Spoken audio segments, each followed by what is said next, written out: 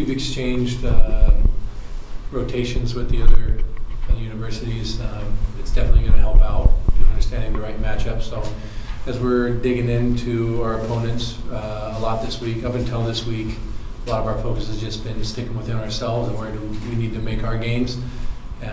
And so now this week, busting out all of our resources to make sure we know who we're going up against and what are the best matchups and what's their style of ball. I think it can change year to year, so you go into these games with an idea, but also prepared to make adjustments. That's the beauty of college athletics. Guys make huge jumps. Look at what Cooper Jerpy did over the 3 years that he was here. His numbers as freshman versus sophomore, and then his junior year were like vastly different, right? So this week, a lot of scouting reports start put together, but I think we have a good idea of where we're going to be going.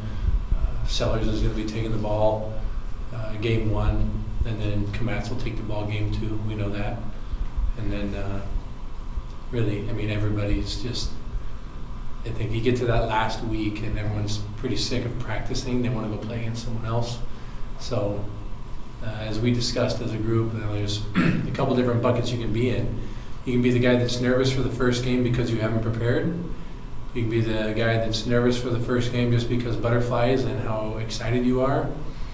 And you can start to fall into a lull that last week of just boredom because all you want to do is go compete against someone else. You're so ready. I'm sick of waiting. And I think a lot of our guys are in that we're ready to go compete. Like, let's get on the plane now. So today and tomorrow, solid practice plan. Make sure we're moving around, keeping our bodies healthy, putting some smiles on some guys' faces as well, so that distract them from some of the other just frustrations of not playing yet today. So, but I think we're ready. Hunter and Lattery be probables, maybe the other two guys. Yeah, those are two good probables. Hunter's, both guys have shown that they can handle the ball out from starter's role, but in game to game, we have a lot of guys in how we train that you can play kind of that Leatherman tool, kind of Ben Ferrer thought, like if, hey, I'm not finishing up this game here, I'm ready to start. It's good to have guys that are flexible like that, but as we continue our conversations, that's kind of the direction we're leaning. But you got guys like Larson as well that could be a potential starter in there, and Ian Lawson as well. What do you like so much about Trent that you decided he's the guy to get the ball game 1? He's got a ton of experience and he works quick. His tempo, not just his times to the plate, he gets it on the guys. He's a 1-1 to the dish. He's going to get the ball, go back up on the mound, already have an idea, strong idea, a convicted idea of what he's going to throw, and he's going to attack the hitters. He's settled in really nicely here. Kamatz is also another guy that I know he wants to get the ball, but on Fridays, and he's continued to make huge jumps in his game. So it was kind of, you really can't go wrong. You feel great about both guys. But I think Trent's tempo and his age also show a lot of being able to handle those kind of situations as well. And the guys know they're going to be in the dugout real quick when Trent takes the mound, so they're pretty fired up about him having the baseball. He doesn't say a whole lot either. He just does his job, and he does it really well. What's his makeup, like his pitch? What does he have in his section? I'd say fastball command is a huge piece of it, at 90, 92, and I've seen him climb up even more. But if he's doing that right now, this early, and we're building our guys' pitch count up as well, which means as they continue to build their arm strength and endurance, you're going to see more velocity as the year goes on. But I've seen his changeup really, really good in the past. Last outing when I was squatting behind there, just warming him up, it had some good depth, and it definitely let my thumb know that it's somewhat still attached. But he's throwing a cutter, he's throwing a slider, and the cutter is something that he's been working on just to play off his fastball. He's really trying to really separate 4 different pitches across the board at different velocities and different angles. But the main thing that he feeds off of is pummeling the zone in out, not afraid to go in, not afraid of any count. Sellers is pretty fearless kind of guy, and he doesn't have to say a whole lot. I mean, if you go up and watch him eat breakfast, you know, he sticks with the basics, potatoes. He's just fueling, but I think just as much as anybody, he's excited to go get the ball Friday, but he contains his emotions really well. Outside of obviously winning, how much are you trying to accomplish this weekend, whether it's, you know, finding lineups that work well together, identifying how guys respond to adversity, like what are some of those other factors you're watching for this week? Well, I was looking at the past, I mean, a lot of the young arms that go take the mound, and they'll go out there and let it eat, and so that second inning is going to be tough. Hopefully we're going to be able to get guys out there multiple times in a weekend on the mound, and that way that first one they're going to be exhausted, that first one they're going to be throwing something extra special, and then hopefully they learn how to settle in. So more touches for the young guys. Hopefully that would be a goal of ours, is offensively we can take a lot of pressure off of our pitching by going out there and scoring a lot of runs, doing what we do. You know, we know that Minnesota's going to be throwing a guy at us that goes over 100 miles an hour, and you know, for us that's just controlling the zone, not letting it, not chasing. We can do that and make a guy like that has that kind of stuff have to come into the zone. I think we'll handle him just fine. But you know, really, I think we have a lot of opportunity because of our speed to switch the lineup up in the middle of a game. If guys aren't ready to rock and roll right out the gate, there are other guys that are itching to take their spot. But we do have a lot of veteran leaders with Forrester and Bazana and how they want to go about it. Casper's been working extremely hard as well. Tanner Smith had a lot of playing time last year, and he's excited to get behind the dish. We also see guys like Wilson Weber, who's been swinging the bat really well and very physical and starting to find his own. I mean, he's kept the running game in check against all of our speed because of his arm strength. So I think we have options at every position. We have some guys like Dallas Macias that you may see him in the infield, you may see him in the outfield, but you know you're going to see him hit. So, and he's handled it. I even told him, like, "Well, you ever played outfield?" He goes, "No." I said, "Well, I think we're going to keep focusing on the infield, and then occasionally throw you out there and see how you handle it." Then he goes out there, and it's as if he's done it his whole life. He just has a knack for going and getting the baseball. Can he play center? That was thrown out last week. We were talking in the office like, hey, what if he runs out there? Do you think he can handle it? I don't think there's a spot on the field that he's not going to own up and go do. It's similar to Garrett Forrester. I watched Garrett take ground balls at second, shortstop, third base, was shagging balls in center and left. You know, and Garrett always walks by with a catcher's glove and goes, "You ready for me to go back there?" I just take it easy, big fella. But the exciting part from those guys is that they just want to do whatever it takes and whatever needed. And they're very confident in everything that they do, which leads to their success. So, you know, we do have a lot of youth, a lot of speed, and it's just paying very close attention to their body language and how they're going to handle the different situations of the game. I think the one, like first through sixth inning are one thing, but then of course the seventh, eighth, and ninth inning are always big things. It amplifies a little bit more for some, and hopefully we can distract them enough. And usually when the game rolls around, they don't need a head coach breathing down their neck. That's why we work so hard at practice all the time, and I'm always on them. Try to push them really hard so that when the game comes around, they don't even worry about me, and I'll be over on the end of the dugout and looking at it from a different viewpoint. They don't need any more stress or anything like that. They need to go out and have fun and play a game. You mentioned multiple times this offseason just about the speed of this team. Do you envision running more and playing that style of ball, or maybe compared to last year, or are you just sticking with what you guys do? Well, looking at last year's club, Meckler, Melton, Boyd, that whole outfield spot, Bazana, they all love to run and they love challenging each other. It became like a fun game for them, who was going to swipe more bags. And so you have to have that arrogance when you're on the bag. If you have any doubt, it ain't going to work. But there were also older guys, well, except for Travis, but Travis is an old soul.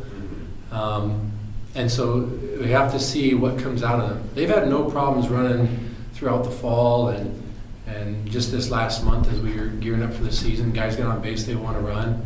Dernetti wants to run as well. I think situation is going to dictate that. I think pitchers every year are getting better and better at controlling the running game. Kids all across the board are getting bigger, faster, stronger. I think that the guys that we need to steal off of at third base, we worked a lot on tagging up even at first base. Deep fly ball, where's our positioning at so that we can advance the next 90. What I really want to see, going back to an earlier question, was our guys getting out of the box and leaving that idea of I'm a hitter and now being a base runner. After contact is made, I want them to be a base running threat. So I want to see guys getting around first base. Every hit should look like a double until the defense forces us to take a single. So that's one big thing that I'm going to be looking for these 4 games. Mitch, how's Ferrer, what kind of a role do you envision for him? Well, obviously, Ben is a little bit of everything in the best way possible. Strong, like one of our strongest competitors, and I'd say I don't put captains on anyone's chest, but that's a guy that if I did, no one would doubt it because of how he acts all day, every day. And on the field, he pushes the guys next to him because he really wants to win. Right now, unfortunately, Ben is down with mono, so we don't know. We're still, doing the tests and making sure, seeing how far along it is. And we'll see how far along this takes us for it to get out of his system so we can get back throwing. But, we've gone through some of that stuff in the past, had guys that went down with mono, and sometimes it can take a while for, to get out of the system because it can be pretty rough on your insides if you push it. So he's definitely not going to make this trip. No, he's going to be down this weekend. Yeah. How Yeah. long has it been since he's thrown? It's not that long, week and a half, but that's some of those things like when you're dealing with mono, you gotta check how much is in your system, make sure that you're not overdoing it. The best thing you can do is rest, and when the season's coming on, that is the last thing that Ben wants to do. He says he feels great, and then I ask him a second time, because usually when you ask guys the second time, they start to give you the real answer, and Ben is very adamant that he feels great. So we'll probably be testing him once a week and seeing how it's progressing, and that's the other thing is we don't know how long it's already been in his system, because he really didn't have a ton of symptoms showing, hey, I don't feel good. He came in one day and just, I'm a little under the weather, and that was about it. So you don't really know how long he might be out? No, not yet. I think we might have a better idea next week when we go check in again. Do you have any other kids that will not make the trip or are sick or injured? Well, we know that Trotsky, we already talked about that one before. He's going to be out for this season. Tyree Reed's going to be out for the season. Logan Miller out for the season. Cope still working his way back, but it doesn't look like the timetable is going to work in our favor there. Ferguson, Hill.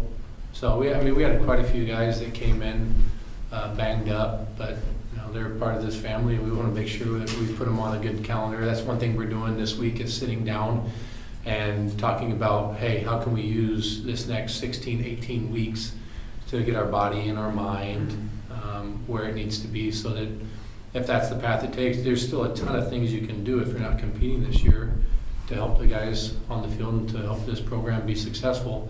But we also need them to make big gains. While everyone else is out competing and maintaining, we're going to push it in the weight room where we can and use that time that they can train to make sure this time next year they're not one of the guys that aren't going to be able to go out and compete. As a parent for these guys, you want to see them go out and play, and you know how hard it is when they know they're not going to get the chance to do so this year. But at the same time, I redshirted my freshman year, went down with a couple injuries, and in hindsight, looking back, it was probably one of the better things for my career because I was able to dominate the classroom and take extra credits and get after it in the weight room as well and start to feel a little more comfortable in a different environment, 6 hours away from where I grew up. So it kind of helped ease that transition for Was me. your shoulder that first year? Mine, Yeah. a little bit of everything. Head, shoulders, knees, and toes. The whole song. No, I was at a ulnar shortening TFCC tear in my wrist. I thought it was a big head. I You and I struggle from the same disease then. Some have it a little worse than others.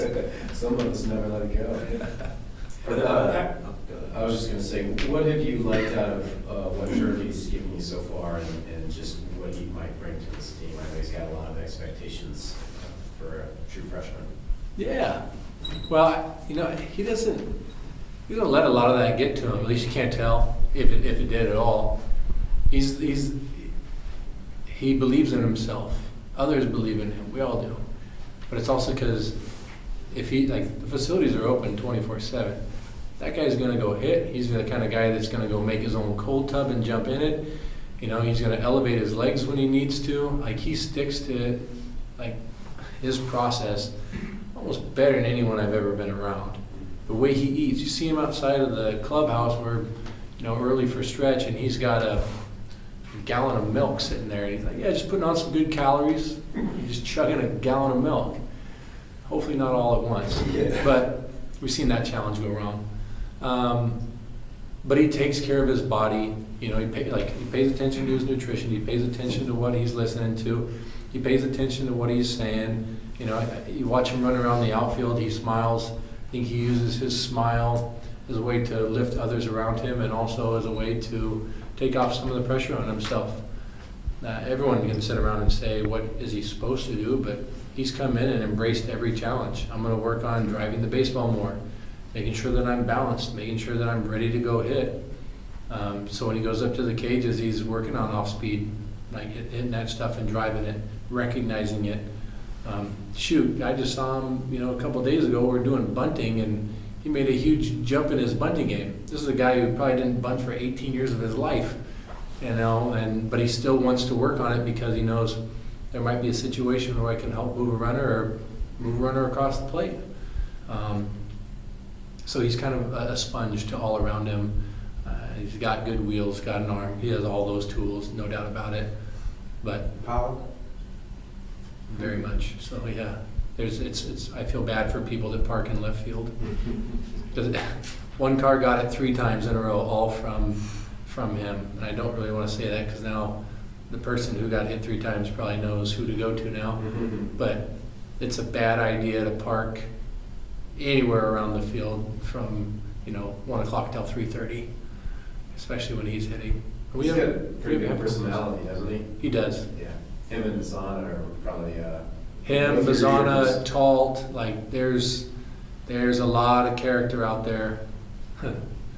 And there's also the strong, quiet type.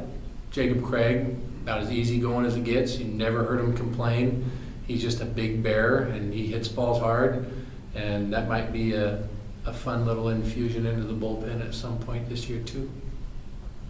How are you feeling just about the progress that's been made with your returners as far as preparing those guys for bigger roles or new roles? Well, you don't want to necessarily put a bigger load that they have to carry. Hey, now you got to be a leader. Now you got to do this. Garrett Forster walked in as a leader his freshman year. Right? He believed in himself. If anything, what you don't want is a guy starting to say, oh, now I got to just focus on all these other things. Just keep taking care of your job. Do what you do, and things are going to work out. But a lot of those older guys, I think, like Ben Ferrer, has naturally been who he always is. Once he got comfortable here and started meeting everybody, he's been in a great spot. Brownie, he knows his role, going to be coming out of the pen, finishing up games. He's excited for that. Boisvert, also excited to come out of the pen, whatever it takes. I haven't noticed guys needing to go above and beyond, but there has been a lot of, when I was a freshman, how was I treated? What are some big takeaways that I wish other people would have given to me? And so I do notice a lot of our older guys are pouring into our freshmen a lot more. Just kind of taking them aside, whether they're at breakfast or living together, taking them out and spending some time together away from the field. I've noticed quite a bit more of that. And our freshmen, especially in the fall, I try to meet with them just to get them up to speed. I guess the more they're around me, they can feel a little bit more comfortable. I don't want guys to wait till their junior year to come out of their shell. So we're pouring a lot more time into our younger guys, and I found that all of our upperclassmen maybe it's sophomores, junior, seniors, they're all very aware. They're all very interested in helping those guys out, get acclimated. So it's. I think our freshmen have done a really good job. Like Aiden Jimenez has come a long way. I can see that kid throwing some innings this year. AJ Hutchison, sidearm guy who, you know, it's not high velo, but he's very confident. He wants the baseball, and it's a little funky. He might be another guy that eats up some innings this year too. So I give a lot of credit to the upperclassmen for making those guys feel comfortable. Is that kind of what you want your program to be about, is those older guys being involved in with the younger guys like that? Love that. I think it's important. And not only that, like if there's recruits around, you know, all of our guys are very interested. They care about who's going in that clubhouse with them. And so in order to win, they all know, we have a lot of different things that we cover, but they all know in order for us to win, we have to do it together. And there can be no weak link. A lot of times at practice when something doesn't go right and I get mad, it's usually because small mistakes were made, and typically from some of the younger guys. So I don't get mad a ton during practice, it's just teaching moments. Can't get mad at the whole when a young guy who hasn't done this before is just struggling with it. Coach him up, get better. If anything, I get madder at the older guys. I try to push them to lead by example and to also take them aside and teach them. If you're doing PFP work and you got 14 pitchers off to the side trying to get through a line on that, you know, by the time each guy's gone through 3 reps, like you've used up enough time. So you can't just use the reps that you're on the field. When you know, if Jaron Hunter makes a mistake on one or learns something new on first and third pop-ups down the line where his position needs to be, he needs to circle back around and talk to Nelson Keljo. He needs to talk to Jimenez. He needs to talk to all those other guys to make sure they know what they're doing. So then, if it happens again and again, then I do get a little upset. Couple more. When you kind of look at, I know you talked a lot about your versatility, and I imagine you have some things undecided. You know, a couple years ago, I used to always mess with you about, I think you started 29 different lineups over the first 29 games. Last year was a lot more settled and consistent. Do you envision this year being more like 2 years ago with your lineup, or more like last year? I'd like for it to be a little more like last year. Yeah. You know, last year there were some, those are guys in the lineup that just said, no one's taking my spot, I'm going to go out there and play, and they continued to prove it every day. The reason for last year's lineup was because they made it happen. They wouldn't allow me to, because they just went out there and performed every day. And even when there was a slight struggle, you didn't see the disbelief or worry in their eyes, so I didn't either. I feed a lot of body language and how they carry themselves. You know, where it has happened in the past, I'm paying attention to them, and it's like, if you want to start, it's on you. Yeah, take it. The lineup takes care of itself. And so when you have guys that are ready to go out and perform every day, I think it's going to handle itself. I won't have to do a whole lot. You can see it from them. And I'm not necessarily the one that goes out and watches batting practice the day of and says, it's going to be a tough day, we're going to make a switch, you know, unless it's really drastic. Because there are some guys, Darwin always talks about, he took terrible BP. But you knew that guy was going to go out there and perform every day. I could take great BP and stink every time I got in the box of the game. You know, I mean, everyone's different, but it's more so I trust guys to prepare the right way. If you're always preparing all fall, early this winter, Micah McDowell has worked his butt off on defense, and he hasn't bobbled one stinking ball. Dernetti, immaculate defense. The other day, both those guys bobbled a ball in one of our scrimmages. Micah up against the fence. That was actually Dernetti was hitting. Dernetti takes third. Dernetti bobbles the ball, and everyone's like, "Oh man, Cam's going to be upset." And after the scrimmage is over, I go, "Hey, Micah, you worried about that bobble?" He goes, "I'm disappointed I didn't make the play for the guys, but I ain't worried about it." Dernetti, you upset? No, I'll make the next one. I know that. I said, "Well, there you go. Then I'm not mad." Because I watch these guys day in and day out. Like, you don't take hundreds and hundreds of ground balls and challenge yourself. And Dernetti's out there in batting practice, and when the guy takes his 5th swing and gets out of the box, like he runs out there wherever the ball's at and works on his positioning on cuts and relays. Who does that? You know, he wants to make sure he's there. He wants to make sure he's being more vocal, just small things like that. And so it's been fun to watch them take that leadership. I have a lot of confidence in Kyle Dernetti to go out there and play every day.